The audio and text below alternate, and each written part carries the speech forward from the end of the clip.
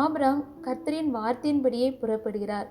தன் சகோதரனுடைய மகனான லோத்தையும் கூட்டிக் கொண்டு போகிறார். பெத்தேல் மட்டும் வந்து தங்கி கூடாரம் போட்டார்கள்.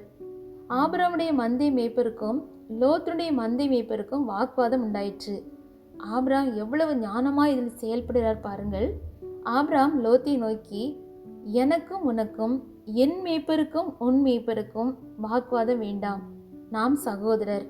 நீ இடதுபுறமாய் போனால் நான் வலதுபுறமாய் போகிறேன், நீ வலதுபுறம் போனால் நான் இடதுபுறம் போகிறேன் என்றார்.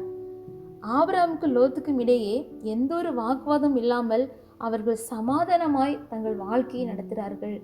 இதை கேட்கிற அன்பு தேவஜனமே, இந்த சகோதரராக வாழ்கிறவர்கள் நமக்குள்ளும் நம்முடைய தனிப்பட்ட வாழ்க்கையிலும் நம்முடைய குடும்ப வாழ்க்கையிலும் சில பிரச்சனைகள் வரும்போது நாம் எவ்வளவாக செயல்படுகிறோம், எவ்விதமாக அதில் தீர்வு காண்கிறோம், எல்லாவற்றையும் கிறிஸ்து இயேசுவுக்குள்ளாக தேவனாய் கர்த்தர் பிரியப்படும்படியாக அவருடைய நாமம் மகிமைப்படும்படியாக செயல்படும்படியாக நாம் அழைக்கப்பட்டிருக்கிறோம்.